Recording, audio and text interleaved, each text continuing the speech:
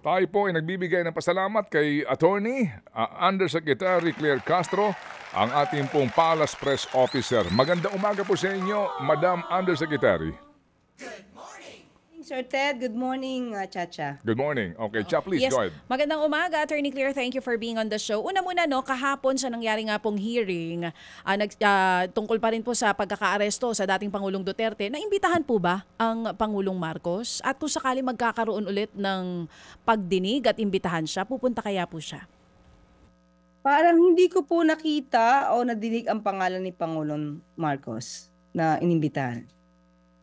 So, if ever po ba, kung sakali, magkapatid naman po sila ni Senadora Amy, magkakaroon ulit ng pagdinig, open po ba ang Pangulo na dumalo sa pagdinig na iyon? Hindi po ba mas maganda kung mag-usap muna sila? Nag-uusap po ba sila, Attorney Claire? Hindi ko po alam. Wala akong personal knowledge kung nakakapag-usap ng Personal. sila. Oo, Okay. sige po. Pag-usapan natin yung ilang points na na-bring up kahapon sa nangyari nga pong pagdinig dito pa rin sa, na may kaugnayan sa pagkakaaresto pa rin sa Pangulong Duterte o dating Pangulong Duterte. May nabanggit po si Vice President Sara Duterte kahapon. Ang sinasabi niya, illegal ang naging pag-aresto sa dating Pangulo dahil wala daw po itong warrant of arrest mula sa korte dito sa Pilipinas. Ang tawag niya daw po dito, extraordinary rendition. Ano pong sagot ng palasyo dito?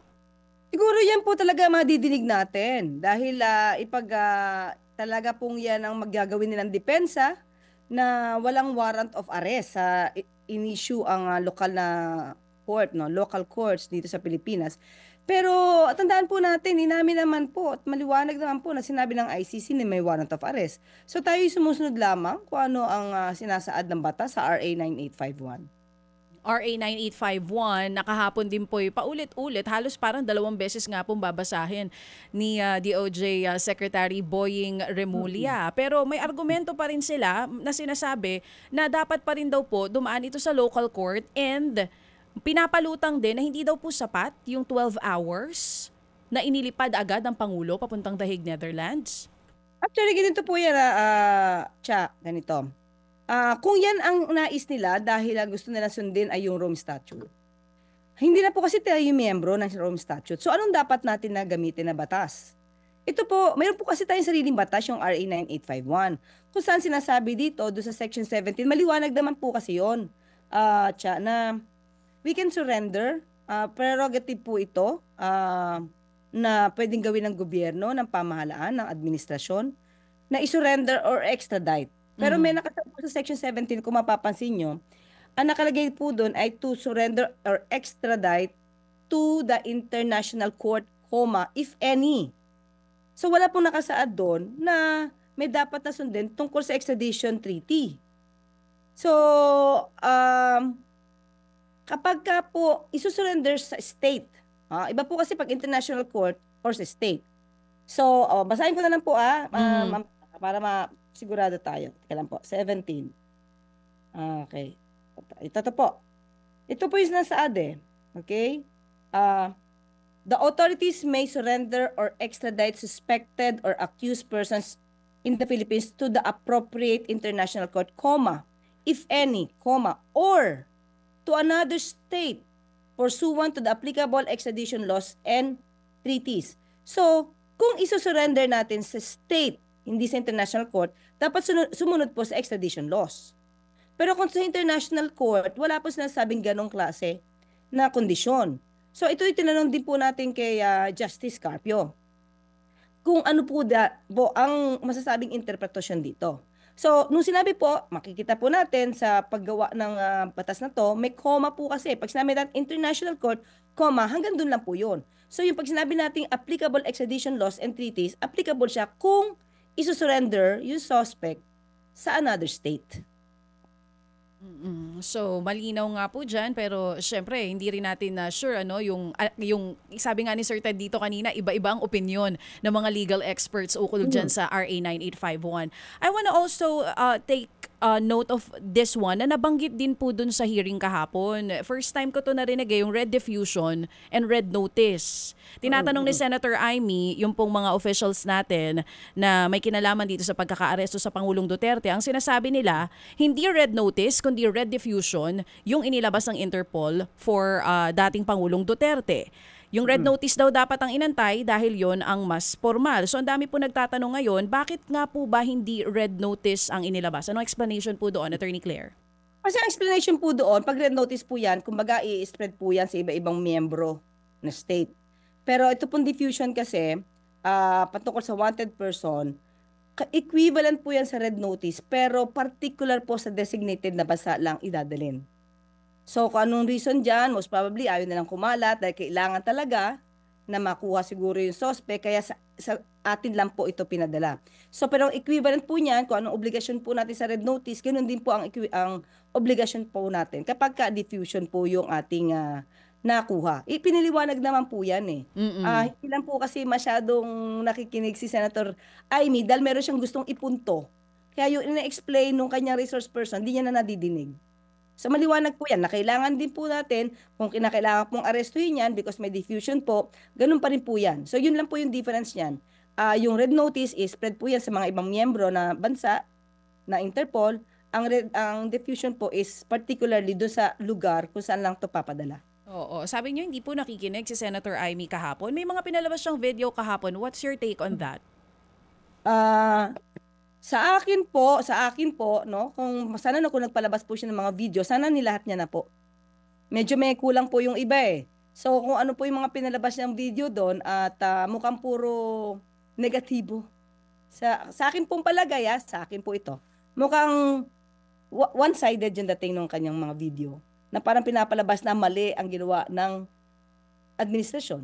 When in fact, sumusunod lang po tayo sa batas. Wala naman po tayong lalabag na batas natin dito sa Pilipinas. Doon po sa naging pahayag ng Vice-Presidente na ang tawag niya po doon sa naging pag-aresto sa dating Pangulo ay proseso ng, kumbaga, batay lamang daw po, hindi sa batas, kundi political motive. Ano pong comment niyo doon? Actually, sabi nga natin, Miss Chano, itong kasong ito, way back, 2017 pa, sa panahon pa ng kanyang ama, ito na isampa. Kung nagkaroon po ng dapat na pakikipag-cooperate sa Interpol at sinusunod natin ang ating batas, hindi po yung pamumulitika. Iba po siguro yung kaso. Kung halimbawa itong mga reklamong ito ay sinampa sa panahon ni Pangulong Marcos at wala pong basihan. May mga complainants po kasi. So paano magiging pamumulitika ito? Noon pa po itong mga kaso, siguro dapat sundin na naman po nila or patunayan na lang po nila na wala naman po silang kasalanan. Yun lang po yung dapat dun eh. So, there's no political motive behind this. Kahit pa may mga balita po ngayon na lumalabas na tila parang January pa lamang daw po, meron ng mga pag-uusap tungkol sa pag-aresto? Marami nang po usapin kahit po noong nakaraang taon.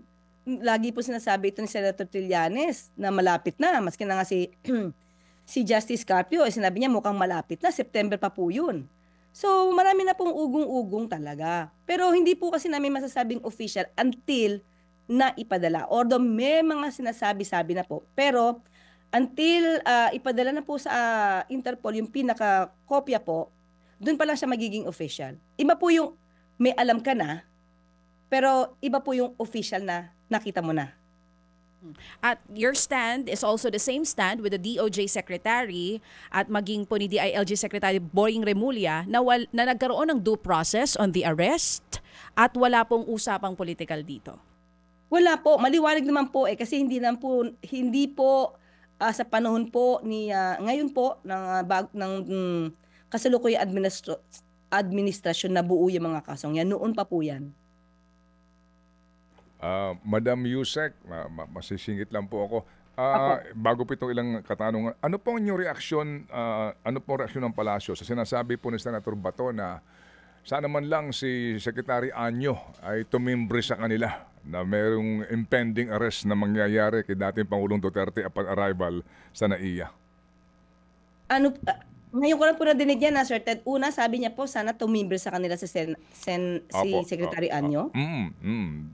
Sana po nagkaroon man lang po ng kortesiya na magsabi sa kanila bilang dati ho naman ding miyembro ng gabinete. Words to that effect, ma'am. Bakit naman po niya aasahan yan? Ibig po bang sabihin ang mga tao sa gobyerno dapat sila pinagsisilbihan? Parang hindi po magandang sa kanya manggaling yan dahil parang lagi na lang sinasabi na dapat may lakaran, dapat may palakasan, dapat may impluwensya. Tingin ko po ang bawat cabinet secretaries, dapat po lahat ng public servants nagtatrabaho para sa bansa. Hindi para sa iisang tao o para sa grupo ng tao. Ma'am, totoo po ba na, na doon pa lamang sa Hong Kong, meron ng attempt umano na doon pa lang arestuhin na ang dating Pangulo?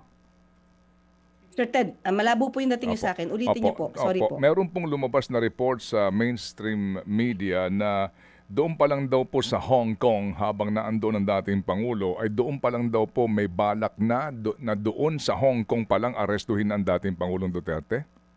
Wala po tayong nabalitaang ganon.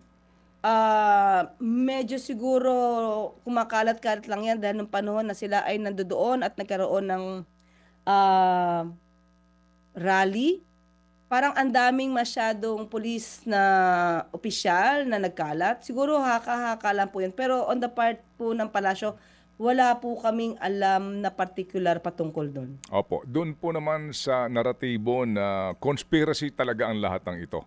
I mean, disimulado at planado ang ginawa para ho as in, parang meron talagang element of surprise na nangyari baga sa dating Pangulong Duterte. Kaya po, bagamat may mga ilang pong nangyaring paluan na mga salita na nabitawan pero naging tila parang halos seamless yung pong nangyari po na pag-aresto hanggang doon sa pag-alis niya. Yung conspiracy theory, ma'am.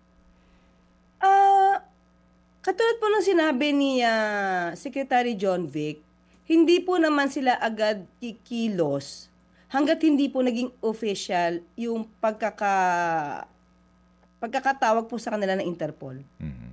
So, kung may conspiracy theory binubuo po dito, papasinungalingan po natin yan. Umaakto lamang po sila day by day kung ano lang po yung natanggap po nila. Mm-hmm. Mabilis lang po talaga sigurong kumilos dahil sabi nga natin, yung PNP po and the government will act whatever eventuality sa mangyayari po.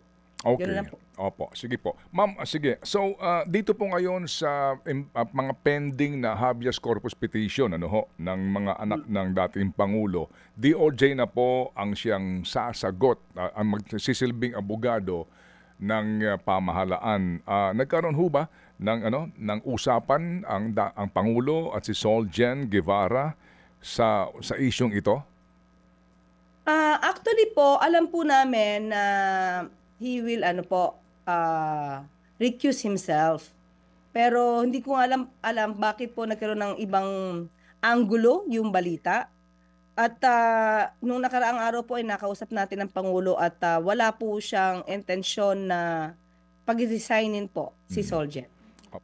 Meaning, ma'am, kagaya nga po ng tanong ng iba, nagkaroon ba ng heads up si Solgen Guevara na meron siyang posisyon na hindi po, kumbaga, taliwas sa posisyon ng gobyerno dito po sa arrest na ito? Meaning yung kanyang pag-recuse na hawakan po ang kaso o to defend the administration, the government? Actually, sir, kung mapapansin niyo po yung kanyang manifestation, ang sinasabi lamang po niya ay wala pong jurisdiction ang ICC. Pero hindi po niya binatikos, hindi po niya kinontra kung ano man po yung naging aksyon ng administrasyon patungkol po sa pag-serve ng warrant of arrest at yung pakikipag-cooperate ng pamahalaan sa Interpol. Wala pong ganong sinabi. Okay, so, wala sige po akong nakikita na kontra po siya sa ginawa ng administrasyon. Okay, sige po. Ma'am, bago po natin iwan itong isyong ito, nung hearing kahapon ni Senator Amy, ano po muna ang inyo pong masasabi sa sitwasyon ngayon natin na nag-hearing kahapon, ito pa rin po pinag-uusapan, may debate po sa legalidad ng pag-aresto at ngayon po nandun na sa Dahig ang dating presidente and bumubuo na po ng legal team. Bago natin iwan ito para meron po tayong kumbaga pansamantala lang ho na inyong salita, mga pananalita sa isyong ito. Actually, nagpapasalamat po kami na nagkaroon pa nga ng hearing. Dahil po mas napaliwanag po ng ating mga opisyal kung ano pa talagang pangyayari. Kasi kung marami pong mga fake news na naglalabasan, maraming ikinakabit, ipinapahid sa mga cabinet secretaries po natin na kumbaga sinasabing involved dito. Napaliwanag po nilang mabuti at sana po ay naintindihan to ng taong bayan sa hiling na yan. Kaya po minabuti po talaga namin na hindi pagbawalan yung mga at inimbita po na magsalita. Hindi po tayo gagaya sa ibang administrasyon na hindi pinapupunta ang kanilang mga officers para hindi matanong. Hindi po natin gagawin yan. Kaya maraming salamat din po sa nangyaring ito dahil mas napaliwanag po mabuti kung ano talaga yung nangyari. Okay.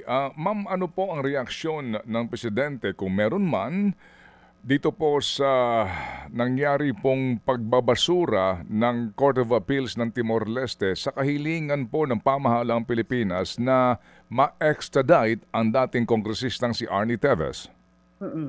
Medyo nagulat po, pero syempre po ibinato po itong issue na to sa DOJ po at nakausap po natin itong si Asek Miko po at medyo ikinagulat po nila kung ano yung naging decision po dahil 2 beses na nga po na nagkaroon ng desisyon ang Korte po ng Timor-Leste na pumapayag po sa extradition.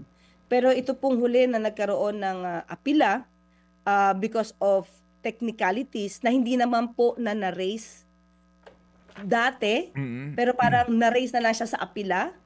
Sa atin po kasi, sa batas po natin, sa rules po natin, kapag ka po ba yung mga issue ay hindi na-raise sa appeal, hindi na po siya acceptable. Pero iba po yata ang nangyari sa Timor-Leste dahil yung mga issues about technicalities na na-raise lang for the first time ay nabigyan pa po ng pansin dun sa apila. So ngayon po, katulad po nung ang mga issue po tungkol sa death penalty, wala naman po tayong death penalty, although nasa Constitution, pero suspended po ito. At yung tungkol sa mga parole at kung ilan yung length ng imprisonment. Naipaliwanag naman po daw ito ng DOJ sa hearing at medyo nabigla po sila sa naging decision pero mag-a-appeal lang po sila. Okay. So, yan pong official ngayon. A-appeal sila dito po sa pagbasurang ito ng request natin. How soon will that be, ma'am? Again po, sorry sir. Opo. So, ito pong pinakabago, mag-a-appeal sigurado ang Philippine government. Sa Court of Appeals pa rin ho ba ito? Kung sakasakali, meron bang mga motion for recon ng mga ganun pong usapin doon sa bansang yon? Ang sabi po kasi ni Asik Miko, wala pa pong Supreme Court na masasabi kung saan i-file ang appeal ng gobyerno. Doon pa rin po sa Court of Appeals po ng Timor-Leste. Opo. Meron po kasing claim na ang isa sa mga dahilan kung bakit ito binasura ay dahil po sa bumaligtad yung mga testigo ng Estado, no? Recantation ng mga nangyari. Ito ba nakaabot na po sa inyo, ma'am? Hindi pa po nakarating sa akin kung may recantation ng mga witnesses. Ang nasabi lang po natin ay nagdesisyon daw po ang Court of Appeals ng Timor-Leste more on the technicalities daw po. Patungkol sa mga death penalty, parole at saka yung length ng imprisonment. Ma'am, ano po ang masasabi ngayon ng palasyo sa mga sinasabing biktima nitong mga pangyayaring ito kung saan nga inaakusahan po no ng murder ang dating kongresista na ngayon po na umaasa sa pagbabalik po ng kongresista para po umusad na ang pending case laban sa kanya? Actually sir, hangga't hindi po talaga nababalik si Congressman Teves dito, wala po mangyayaring pagdinig sa mga kaso na kinakaharap niya po dito sa Pilipinas. Opo. Ma'am, may mensahe ba ang palasyo sa mga sinasabing biktima? Sinasabi pong mga complainants dito sa ngayon kasi yung isang byuda nagpahayag na po ng pagkadismaya nga sa pangyayaring ito.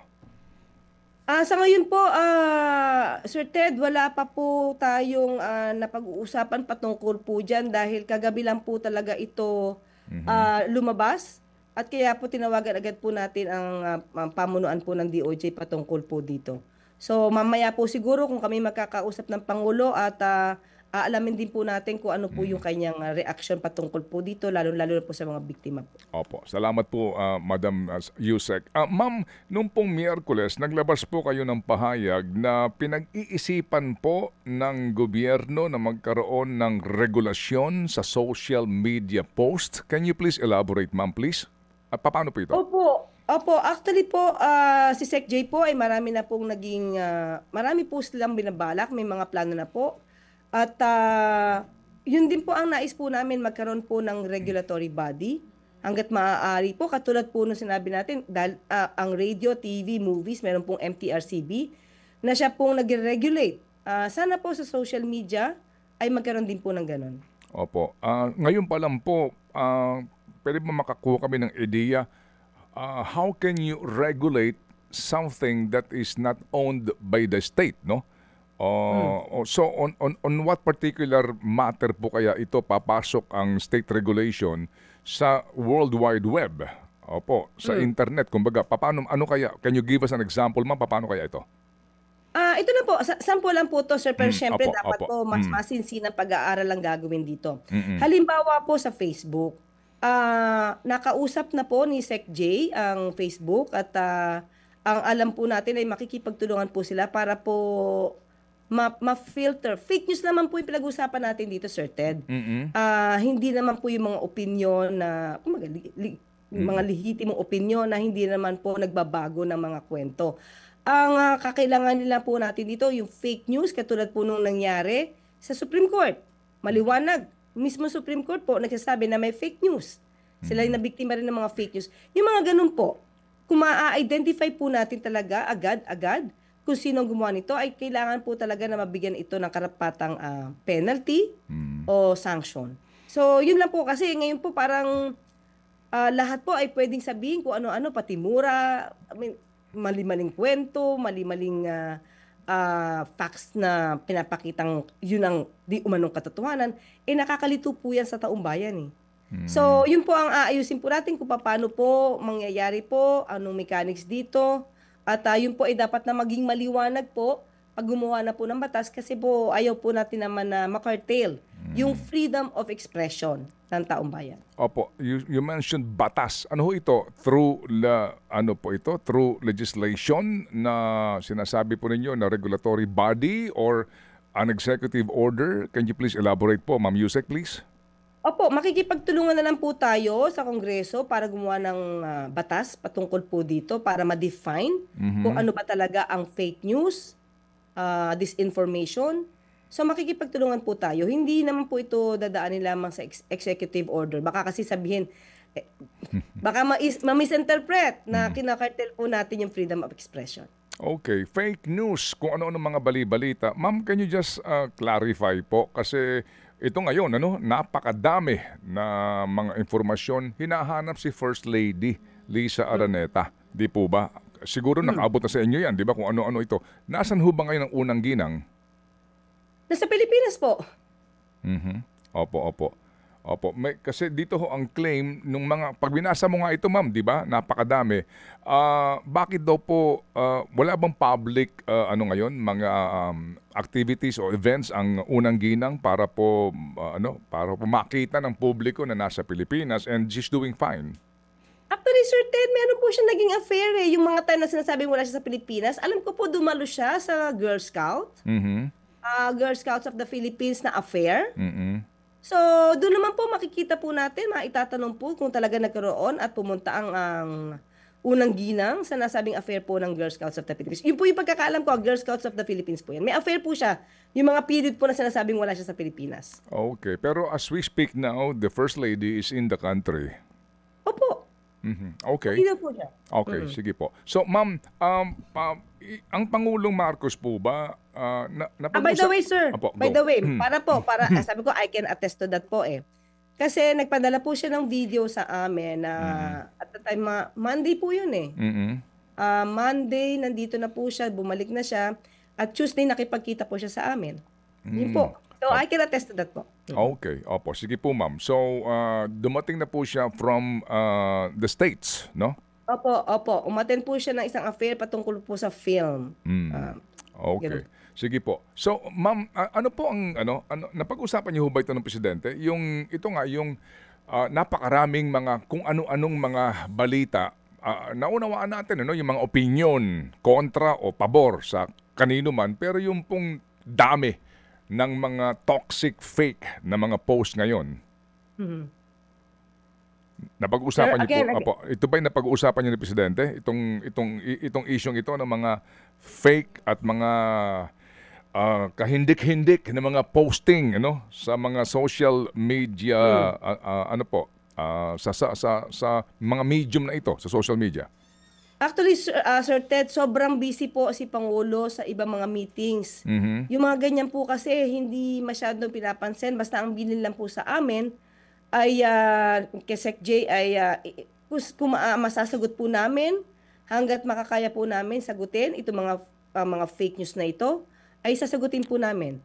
At sa aking pagkakaalam po ay pati po ang NBI ay kumikilos na rin po para po makita, malaman kung sino mga gumagawa ng mga fake news na ito. Okay. Sige po. So, ang NBI ho ba nag-report na po sa inyo?